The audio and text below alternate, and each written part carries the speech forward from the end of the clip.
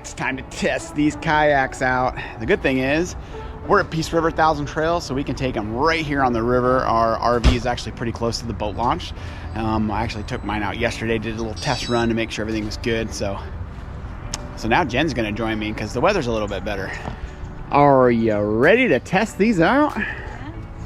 All right, so we got them all packed up. I guess we'll just take yours down there first, and that way we don't have to worry about the camera gear and whatnot on ours. Also, I borrowed a sifter, as you can see right there, to look for shark teeth today. So you can actually borrow them from the office. I think they got like a handful of them. On the quest for the megalodon tooths. Yeah, that's all him.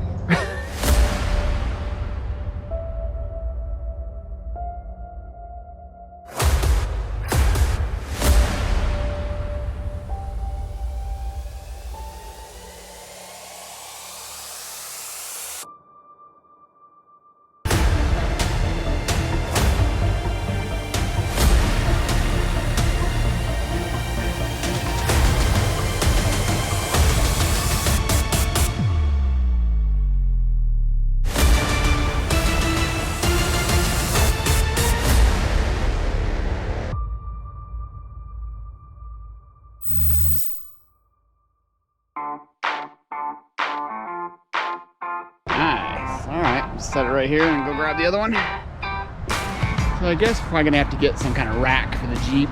Yeah. We were talking about if we were gonna use the truck to haul the kayaks around, we'd have to unload everything from the back of the truck because we got a whole bunch of stuff back there every time. When we can just get a rack for the Jeep, throw them on top. Yeah, because you want to, we don't want to take them somewhere and then roll them up and leave them inside a bag and all that. So we got to get a rack to let them dry. And so if you have any recommendations, let us know down in the comments.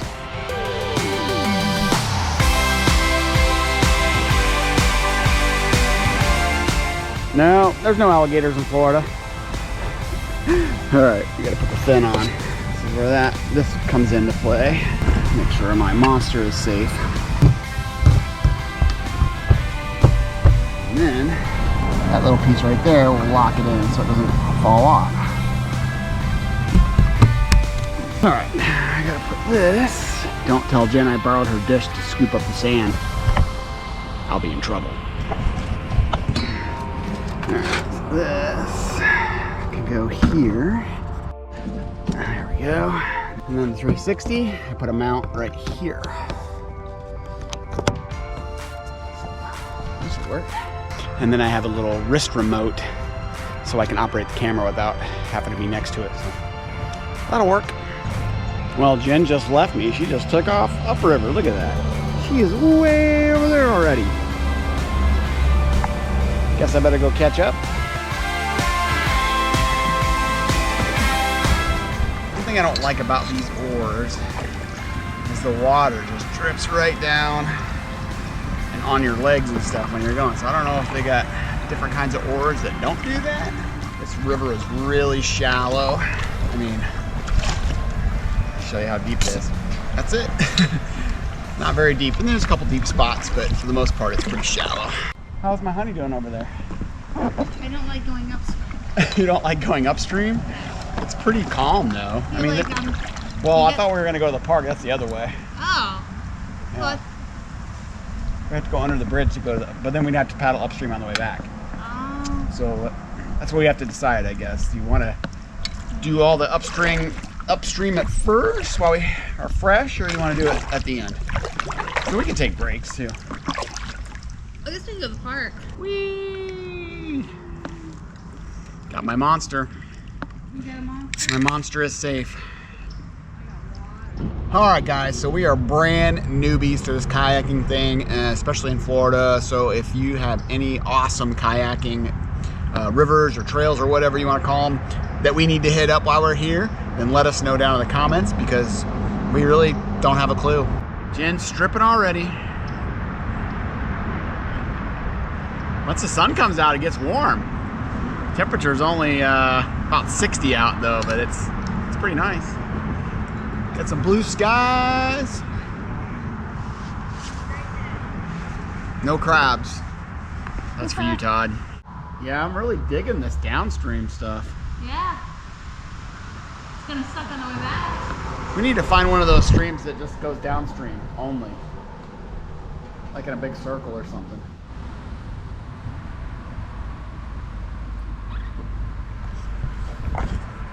Well, this is probably one of the most peaceful activities that we've chosen to do so far in our full-time RV adventure.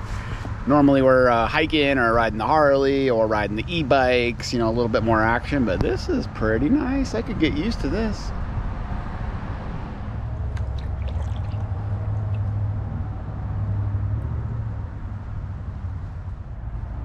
So a lot of you probably already know this, but this whole area was flooded from one of the hurricanes that came through a couple years ago. I don't remember which hurricane it was offhand, but Peace River 1000 Trails was flooded out. This whole area just was full of water.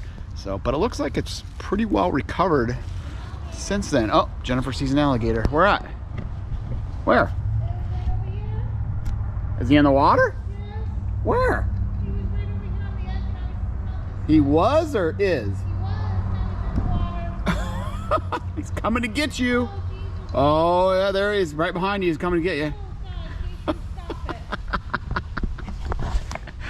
Was it a little alligator or a big alligator? They're all big.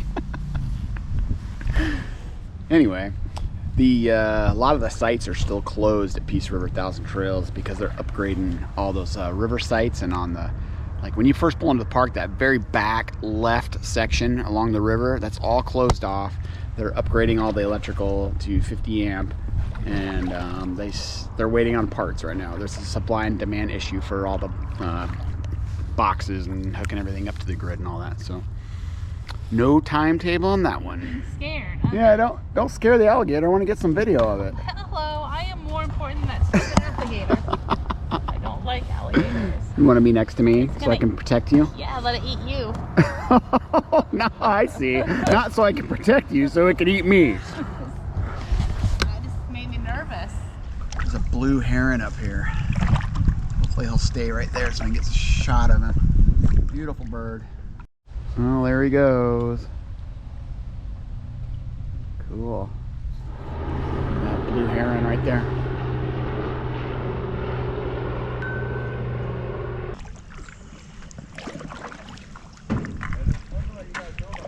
What you doing? Turning around? Trying to get closer to me? Yeah. In case of alligator attacks? Exactly. Oh no. Going in circles. So I'm seeing some rapids up here, so I'm probably gonna turn around here because we didn't leave another vehicle anywhere or anything. So going down won't be bad. It's just trying to paddle back up might be pretty interesting. It looks like super shallow. Actually might be able to carry. I don't know. We'll see. Kind of see him up there.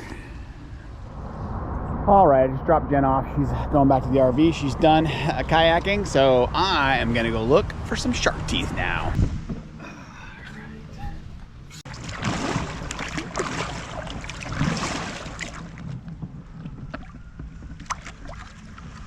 This looks like a good spot. All right, grab this, and then this. So pretty simple concept. Just dig up the sand and rocks, put it in this strainer, and strain it out. You're gonna find thousands and thousands and thousands of shark teeth in this river. Most of them are gonna be so small they'll actually fit through here, and so that's why I got this one here, because it's got a little bit bigger of a hole, so it'll filter out all those tiny ones, because I'm looking for bigger ones.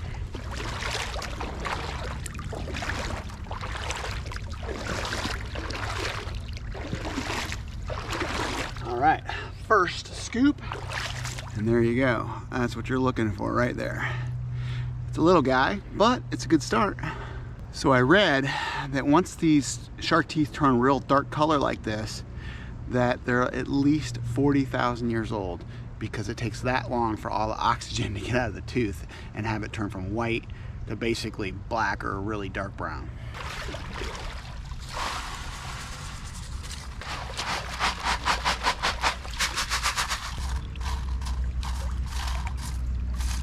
And you not only find shark teeth, but you find a bunch of like stingray tails and vertebrae and stuff like that. Some old alligator prehistoric alligator teeth. There's a shark tooth right there. Add that to the collection. When the sun comes out, it definitely helps because they shimmer a little bit. You can see them a little bit easier. Well, I've been at it for a while and I'm not having any luck finding anything of any size. I found a lot of teeth. Here's my little collection. But the only one that's really kind of cool is that one. That one's a little bit different. All the other ones I found, I pretty much have ones exactly like it from the last time we were here, so I'm gonna dump those back in the river and let other people find them.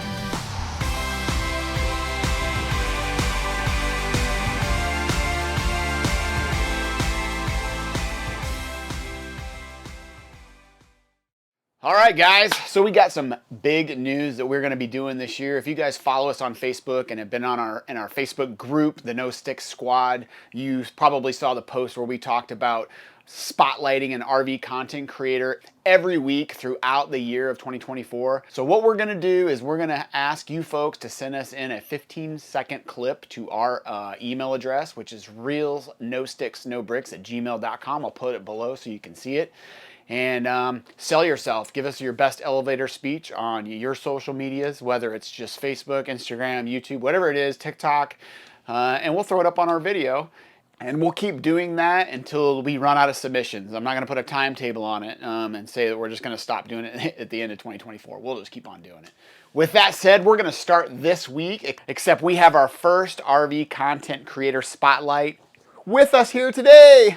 We've got Steve from Tuck and Roll RV Living, and you probably remember him if you've watched some of our videos from about 2 years ago, year and a half ago. We actually caravanned with Steve and his wife Jen and his daughter Lainey for about 6 months or so. It was quite a while. Yeah, we saw a lot of national parks together. We were out west. Like Yellowstone, Glacier. Yeah. And since then, a lot of things have changed though. Steve actually went to school to be an RV inspector and started his own business. So we're going to discuss that today and highlight his business and his channel. All right, so let's start off with introduction. Introduce yourself, kind of explain, you know, who you are and what you're doing these days. My name's Steve. Tuck and Roll RV Living on Instagram for a couple years now, 3 years now, and I decided that I wanted to go to school to be a certified inspector. We've been doing full-timing for over 3 years now. We love the lifestyle. We loved our RV. We had a motorhome for 3 years. And the times I come across issues, I couldn't fix them myself. And I wanted to go to school just to learn that, so I could do my own stuff. But I also heard somebody talk about being an inspector, and I'm like, that's kind of cool, you know. So I looked it up online and I found the school, the NRVTA, in Athens, Texas, and looked really good. The program was pretty solid. It was a good price, so I decided to go for it. So we went down to Athens and checked it out. Cool. So how long was that school for? So the school for being an RV inspector is about 3 weeks, which is a week of fundamentals to learn the basic stuff for an RV, which you need to do to be an inspector, and then 2 weeks of training as an inspector. And it was very, very thorough. The school is amazing. The teachers there are amazing. They want to help you out. They don't want anybody to fail this. It's really a lot of fun. Cool. I've heard a lot of great things about that school because that's like the bearded dude, right? The guy with the Todd Henson. Todd Henson. Yeah, he seems like a great guy too. He's pretty amazing in person. I will say that. That's awesome. That's awesome. And he's got so much knowledge. It's fun to watch him talk about stuff because he just knows it, and he doesn't have to look it up, huh? No, on the top of his head. Yeah, that's great. That's great. So now you're a certified RV inspector, right? Yes. Yes. Certified. That's the key word. You're not just doing this on the side or whatever. And you created your own business. And what's your business called? So my business is called Our Vision RV Services, certified through the NRVIA, which means something. It tells you, the consumer, that we've been trained to look for certain things in an RV. You know, you look at an RV and you go look at one, you fall in love with it, and you kind of have that glaze over stuff because you're so infatuated with the RV that you miss things. Might be looking at it with some rose-colored glasses. Exactly. Yeah. So when we come in is we are an unbiased inspector, so that way you get, we're not on the dealer's side. We're there for you, the consumer. So we're the advocate for you guys. Where a dealer's inspection or a dealer's PDI is somebody doing it that works for them. So it's in their best interest to make it look good. So it's basically a third-party opinion. It's a third-party Yeah. opinion, another set of eyes, that can see things that you might overlook. Okay. Okay. Well, so if I'm going to hire an inspector, why would I hire an inspector besides what you just said? Even if I order like a brand new RV, should I still get an inspector and have them look at it? Or if it's brand new, it's going to be good, right? No. No, not the case. Unfortunately, RVs, they're built by humans, and they're not perfect. And it's unfortunate because of what they cost that you want something that's going to be, off the showroom floor, it's going to be perfect. It's not going to be, unfortunately.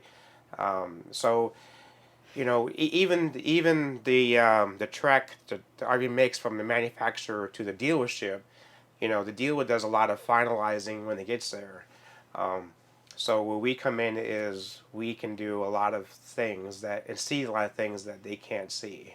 And I'm not going to badmouth any dealers at all. I mean, there are good dealers out there. There are bad dealers out there. Right. But a lot of them will push a warranty. You have a warranty. You're good. You don't need an inspection. You have a warranty. But the thing is, if you have an inspection by a certified inspector and they find things wrong with the RV, those things will get fixed immediately because they want to make the sale. So it's always in your best interest to have it done before you sign paperwork, before you lock it in. Because once you do that, it's yours. And once you leave the lot, who knows when they're going to be able to get your RV back in to get that warranty work done. Exactly. It could be months. And I've done this for almost a year now. I've done used, I've done brand new ones. I've done an RV at the factory floor in Indiana and found things wrong with it. So it just you really need to do your due diligence, do your research, And even when you do look for an inspector like myself, there are tons of us out there across the country, and you need to interview your inspector, because not all of us are different in different ways. So it's always good to interview your inspector. Make sure you get a good feeling for him. You get a good vibe, him or her, because that makes a difference. So right, absolutely. Yeah. Got to trust the person that's going to be inspecting your potential home. Yeah, exactly. I mean, a lot of people buy their RVs nowadays and they live in them like we do. And most of my clients that I've done work for, they're not in the area where their RV's at. They're cross country. Right. So I'm their eyes on the RV before they even get there. And you yourself, you're not a weekend warrior either, right? No. You've been full-time RVer for how long? Full-timer for over 3 years now. 3 years. So not only is he an RV inspector, but he's lived the full-time life for 3 years. So, I mean, it's different. It just is. It's different than camping on weekends and using your RV, a dozen times a year or whatever. Different mentality. Different mentality, and the RVs take a lot more abuse when you live in them. They just do because you live in them. Yeah, and even RVs that are full-time living RVs, they're not built for full-time living. We do our best to make them as strong as possible. We do upgrades on them and stuff like that. But we've lived in a motorhome for 3 years. And then we recently got a fifth wheel, so I've seen both sides of different RVs. Right. So it's been really fun doing this, getting to see a whole lot of different RVs. Cool. All right. So, how much does it cost to get an RV inspected? That's always number one question. Right. How much does it cost? It cost varies between the RV, between the make, the type, and then what year it is, how much it has. Typically, it goes from $500 to $1,200, maybe a little bit more for the higher end 45-foot new Mars, a Tiffin, and stuff like that. And the more stuff it has, like solar and generator and stuff like that, the more we charge because it's more work for us to have to test. Okay, so what is a typical inspection like? How long would it take to do? Your average inspection. An average inspection, depending on what size of the RV is, a travel trailer that's 30 feet might take us 5-6 hours. whereas a motorhome will take 8 to 9 hours, possibly longer, depending on how much stuff is on there to test. So you're talking about a full shift. It's a full day, and it's not even just the RV inspection itself. It's the day before we do the inspection. Myself personally, I look at recalls for that model. I look at forums for that model for any known issues that may come up. And then, of course, there's the inspection on the inspection day that can go from 6 to 8, 9 hours. And then it's 2 or 3 hours after the fact, getting the report all put together for the customer. All right, so I'm the customer. I hire you to do my inspection.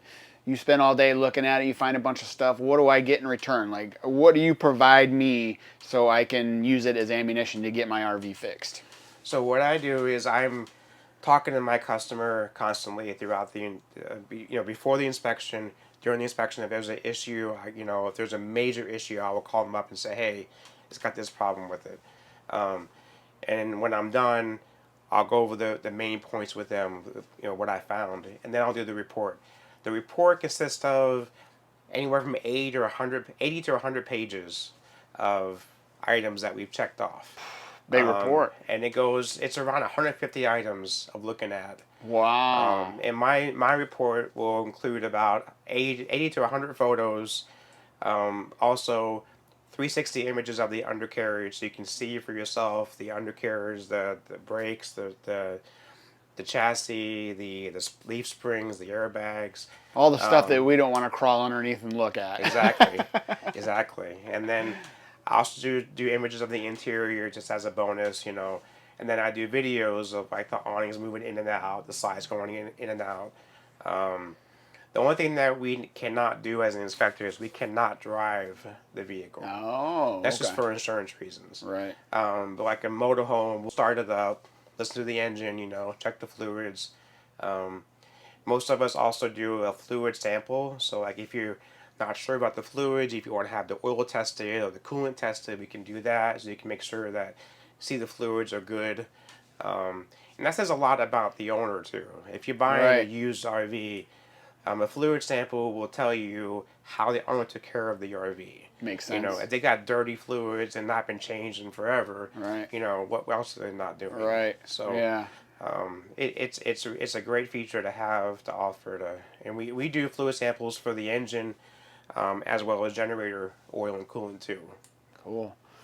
All right, so you and I were talking earlier a little bit before this interview about a time that you had a customer that hired a non-certified RV tech, and he kind of ran into some problems. So can you tell us a little bit about that? Another reason why you would want to hire a certified RV inspector?